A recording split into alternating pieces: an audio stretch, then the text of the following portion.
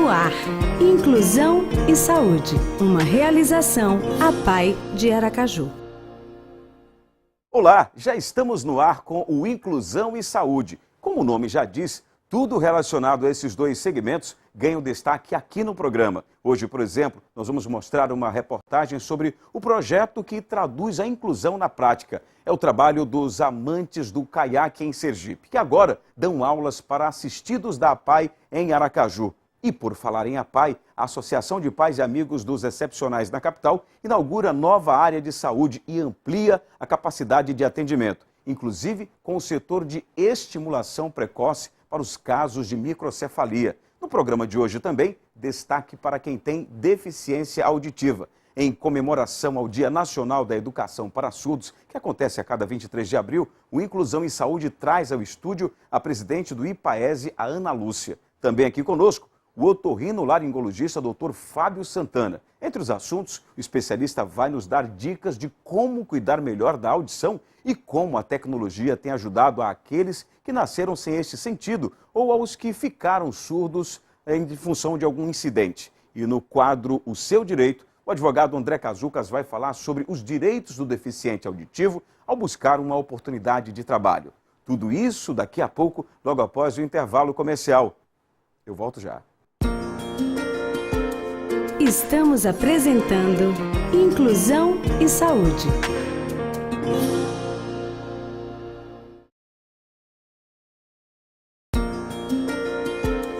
Voltamos a apresentar Inclusão e Saúde.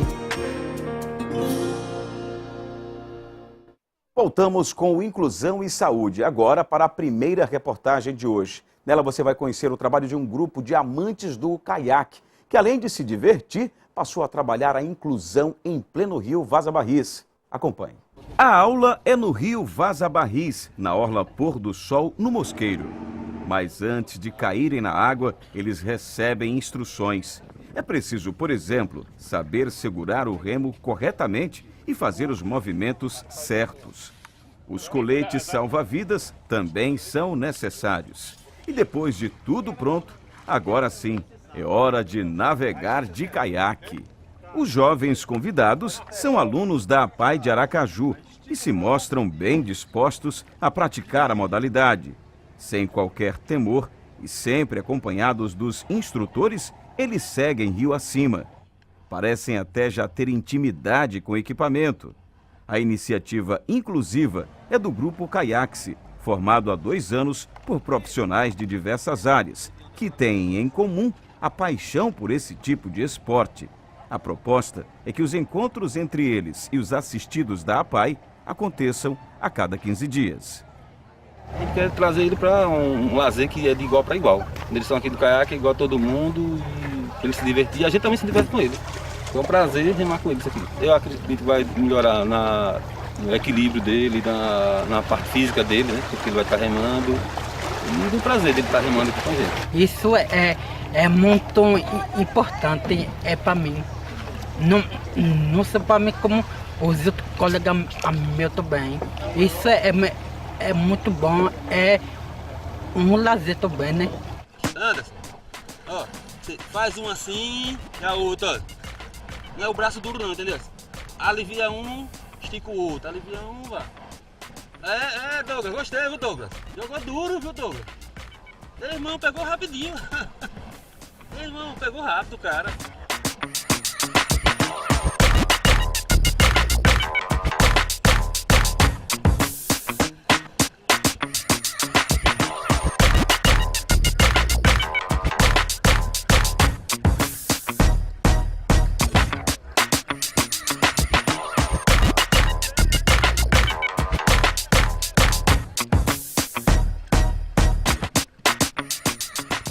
Trabalho incrível, né? Parabéns ao Anderson e a toda a sua equipe. E agora é a vez da nossa primeira entrevista de hoje. Aqui no estúdio está a presidente do IPAESE, a Ana Lúcia Nunes. É que a cada dia 23 de abril se comemora o Dia Nacional da Educação para Surdos e o IPAESE é uma entidade que faz muito bem esse papel aqui no estado. Ana, obrigado pela sua vinda aqui ao nosso Inclusão e Saúde. Eu sei que não está fácil para ninguém e para o IPAESE da mesma forma. Mas antes da gente falar dessas condições, de como está o IPAESE efetivamente, queria que as pessoas tomassem conhecimento do que é o Instituto efetivamente. O IPAESE, ele hoje é uma escola que nós temos do ensino fundamental menor ao segundo grau técnico em tecnologia da informação. Temos mais de 100 alunos no IPAESE, completamos o ano passado 15 anos de existência. Hoje nós temos alunos egressos do IPAESE que já estão na universidade, que estão aí no mercado de trabalho, né, que estão se posicionando muito bem na sociedade. Agora, quando você fala que eles são alunos, que eles são pessoas que até já estão alcançando o seu lugar ao sol, como a gente costuma dizer, significa dizer também que eles conseguiram isso porque estudaram no IPAESE? Se não fosse o IPAESE, como é que estariam essas pessoas É muito hoje? difícil. Eu sou mãe de um surdo, né, sou uma das fundadoras do IPAESE, e um grupo de pais de 6 crianças na época, nós nos juntamos para fundar o IPAESE porque nós não tínhamos opção de educação dos nossos filhos.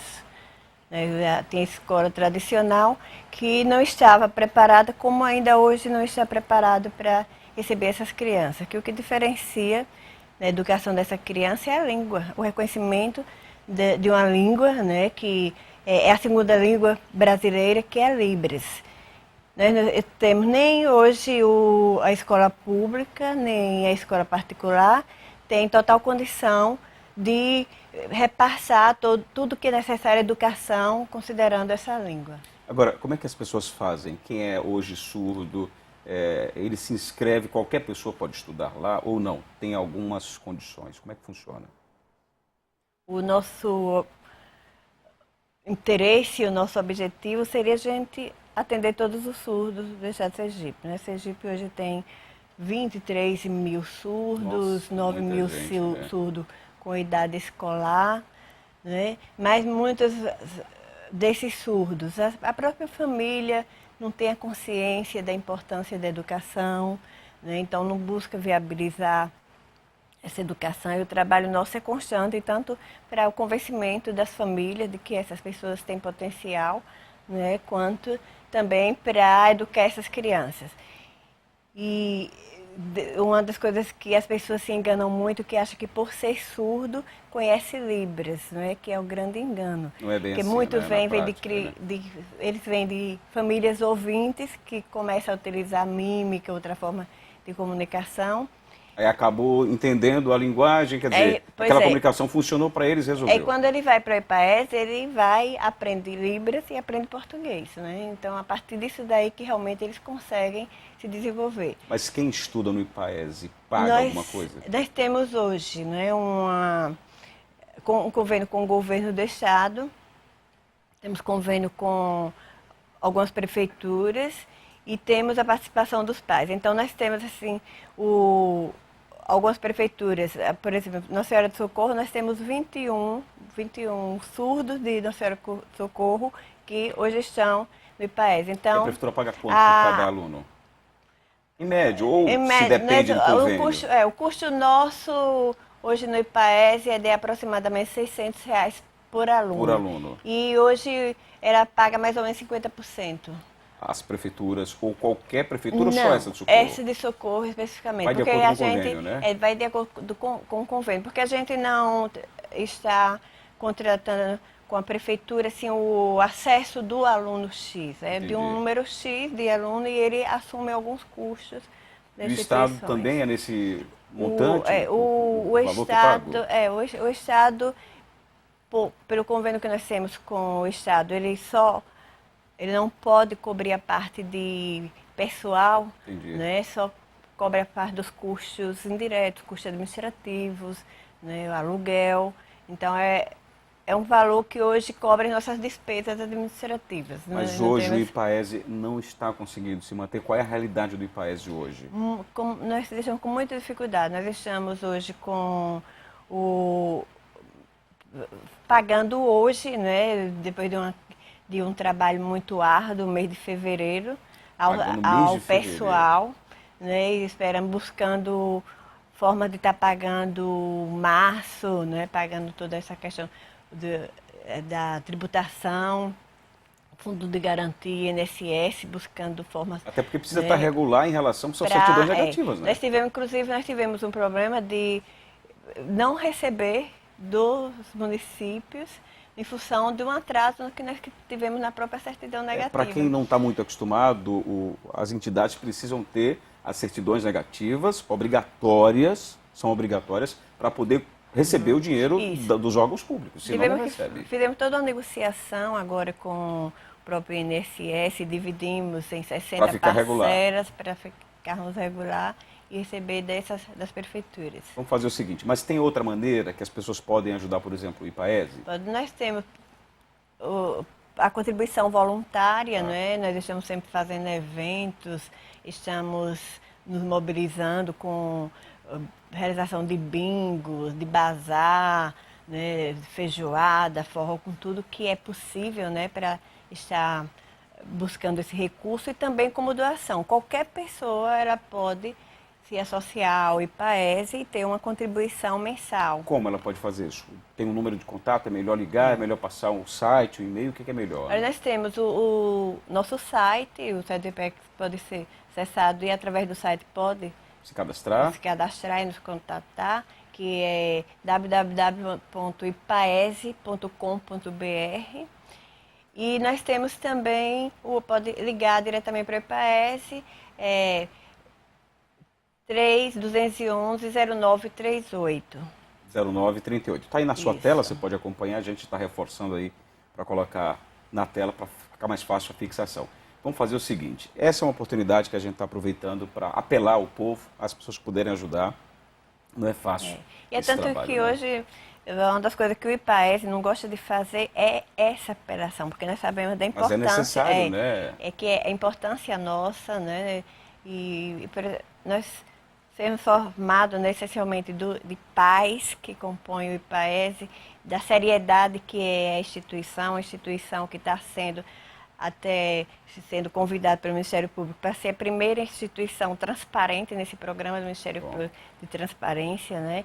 Então, é uma instituição que vem se mantendo muito tempo com muito cuidado, com muito esforço e com muito zelo com a própria imagem da instituição. Ana Lúcia Nunes, obrigado pela sua vinda ao nosso Inclusão e Saúde. Desejo boa sorte, sei que não é fácil, é um desafio grande pelas dificuldades que você falou. Muito obrigado e até uma próxima oportunidade. Obrigada a você por nos permitir estar trazendo um pouco o nosso trabalho. Obrigado.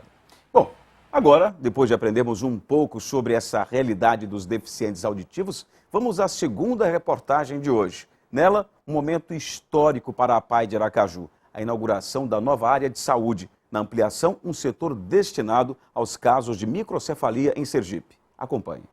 A nova clínica Manuel dos Santos Carvalho demorou 3 meses para ficar pronta e custou R$80 mil. Agora o lugar conta com 9 setores de tratamento para os assistidos, como espaço para fisioterapia, atendimento odontológico e terapia ocupacional. Hoje está sendo realizado um sonho, mas um sonho não meu, um sonho da PAI que pode se estruturar para cada vez mais atender essas pessoas com deficiência que aqui estão e a gente ampliar esse número de atendimentos porque a população necessita disso. A grande novidade da clínica é a reinstalação do setor de estimulação precoce. Ele vai ajudar principalmente as crianças com microcefalia e, além delas, as famílias também poderão contar com apoio psicológico da associação. Estamos trabalhando com uma intervenção multidisciplinar para que a gente possa acolher não só o usuário, né, com a microcefalia, como também as mães, a família de um modo geral, né, porque os pais não sabem ainda como lidar com a situação, é um choque tanto emocional, né, e a criança precisa de ter um aparato, de um apoio, né, e a gente vai trabalhar estimulando essa criança, né, com os profissionais da terapia ocupacional, de psicólogos, né, toda a intervenção interdisciplinar que precisar. Gidelma vem de Estância todos os meses para receber atendimento. Para ela, as novas instalações vêm numa boa hora e ajudam a acelerar o tratamento do filho. Sendo a qualidade já que tem. Meu filho é bem tratado aqui, é tanto que no dia que ele não vem, ele chora. Ele não vem para cá. Já está acostumado. Esta outra mãe é recente no lugar. Começou a fazer parte da associação em novembro, mas já percebe que o filho melhorou com os cuidados. Marcelo, ele quando entrou aqui, ele não tinha assim vontade de nada, né? Era parado e triste, e hoje não, ele já está animado, já reage a coisas que elas oferecem que ele não quer. Né? Vamos supor assim, uma brincadeira nova para ele, que ele não gostava, hoje em dia ele já está querendo aquela brincadeira, então para mim é um estímulo daqui, né? A Associação de Pais e Amigos dos Excepcionais cuida de mais de 200 pessoas. Com a nova clínica, esse número poderá chegar a 350. A APAE conta com a ajuda de empresas e da própria sociedade, mas o presidente reforça o pedido das doações. Temos o telemarketing nosso, que liga para as pessoas, agenda o horário, o dia, o local. Então, para a gente não importa o valor, importa a vontade da pessoa contribuir. Então, podemos pegar doações de R$5, de 10, de 50, de 1.000, que sempre é bem-vindo, né? Mas a gente não se limita a valores, né? O pessoal do telemarketing liga, agenda e a gente vai buscar na residência da pessoa, no trabalho, onde for marcado, for mais conveniente para o doador, não para a gente. Parabéns aí à APAE de Aracaju e em especial ao pessoal do Cajucap, que tanto tem ajudado as APAEs de Sergipe. Óbvio que toda a ajuda é necessária e faz que a entidade continue crescendo cada vez mais. Me refiro especificamente à APAE de Aracaju. Por isso, você quer ajudar a APAE, sabe como contribuir. Basta ligar para o 3205-4600 ou mande mensagem para o nosso WhatsApp. Diga que você quer colaborar com a APAE. 99887-2299. Agora, nós vamos a um rápido intervalo. Na volta, o otorrinolaringologista Dr. Fábio Santana. Entre os assuntos, o especialista vai nos dar dicas de como cuidar melhor da audição e como a tecnologia tem ajudado aqueles que nasceram sem este sentido ou aos que ficaram surdos por algum incidente. Também daqui a pouco, no quadro Seu Direito, o advogado André Cazucas, falando sobre os direitos dos deficientes auditivos e, sobretudo, na busca da oportunidade de trabalho. Voltamos já. Estamos apresentando Inclusão e Saúde.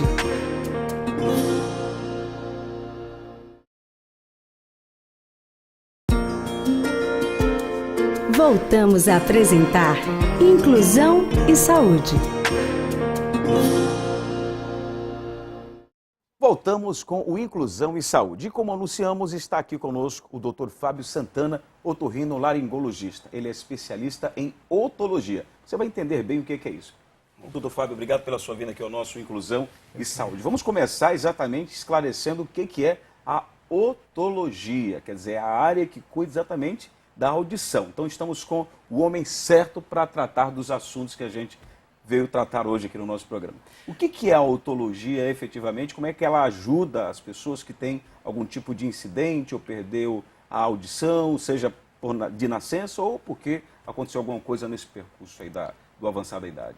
Claro, então, dentro da otorrinolaringologia nós temos subespecialidades, né? Assim como diversas outras áreas da medicina.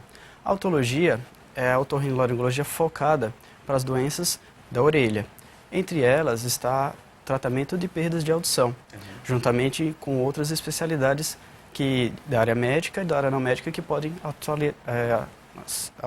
auxiliar no tratamento ou na reabilitação daquele indivíduo. Tá, mas muita gente acaba perdendo a audição durante o passar do tempo. Começou a juventude, mas começou a sentir dificuldade. Não, é só uma perda superficial. Como é que as pessoas conseguem detectar? Olha, eu tenho um problema mesmo, isso precisa ser levado a sério. Quando é isso? E de fato existe aquela perda de audição que acontece com o envelhecimento, a famosa presbiacusia, que geralmente incide acima dos 60 anos. Nessa faixa etária, 1 a cada 4 indivíduos vai ter uma perda de audição significativa. Natural.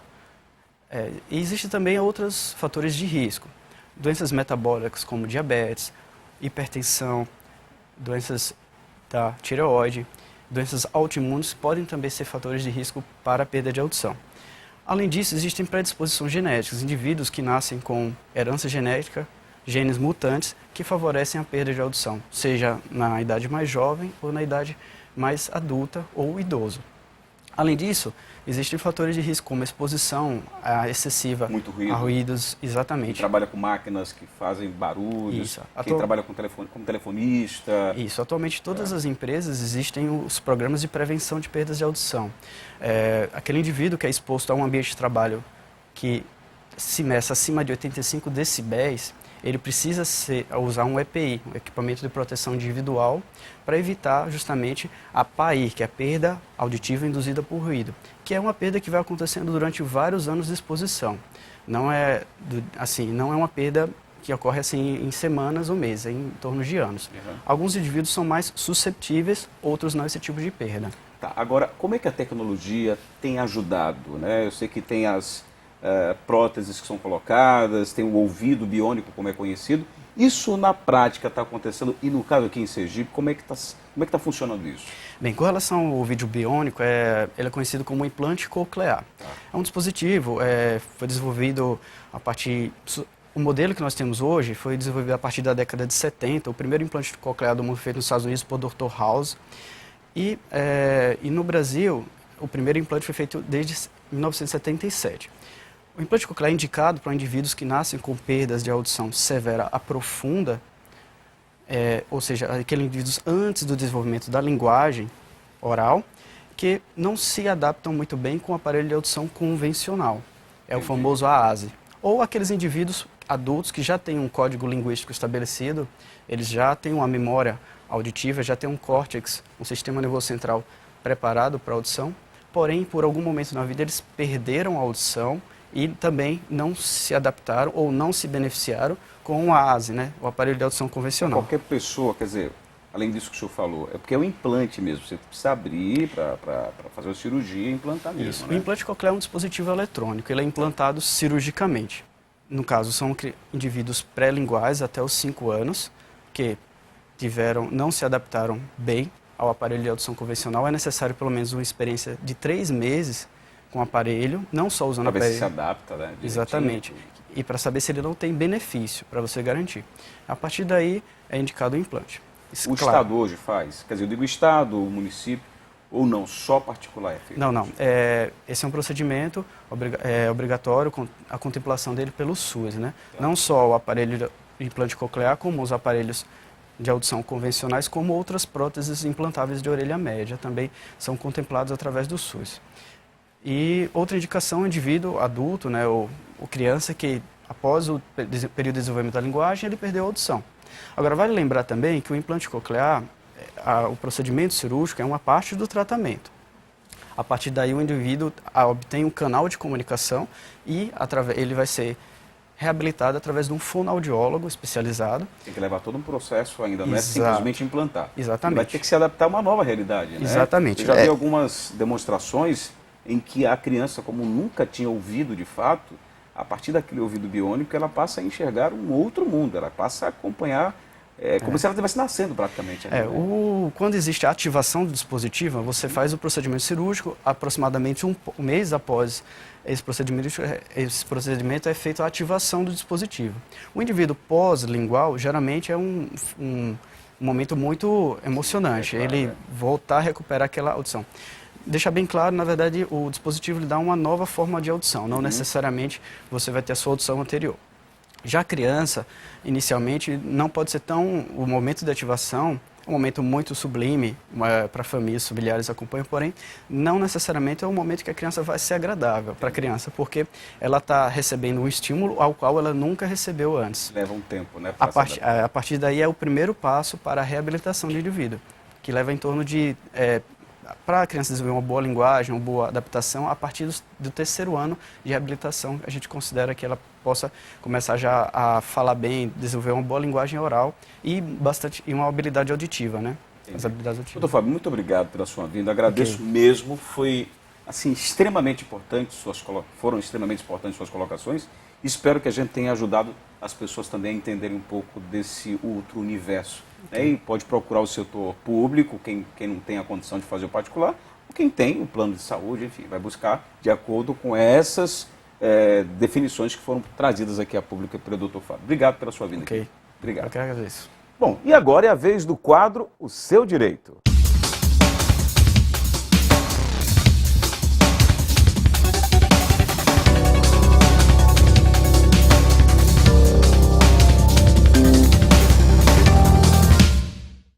Pois é, já no estúdio, o advogado André Cazucas. Seja bem-vindo mais uma vez, doutor André.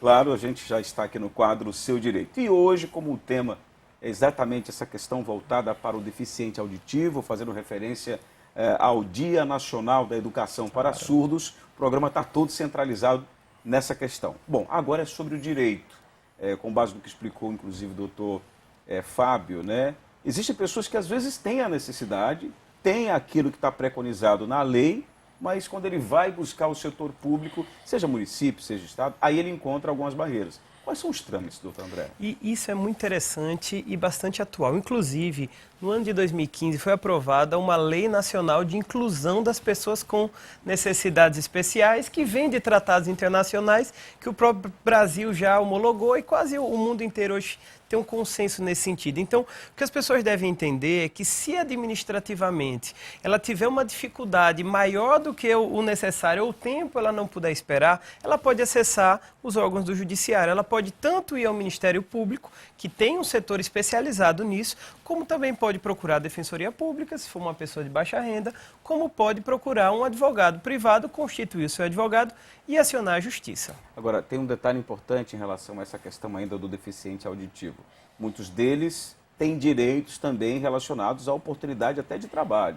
Bom, quais são os direitos deles nesse sentido, doutor André? Semana passada a gente falou de um modo geral, mas o deficiente auditivo, o surdo, ele não pode ser... A empresa tem que contratá-lo de qualquer jeito? Existe uma média, uma quantidade, ou isso é válido para todos os deficientes? Veja, na realidade há vários graus de deficiência, inclusive a deficiência auditiva, que começa lá dos 25 decibéis até a anacusia, aquele indivíduo que ele não ouve praticamente ou não ouve nada.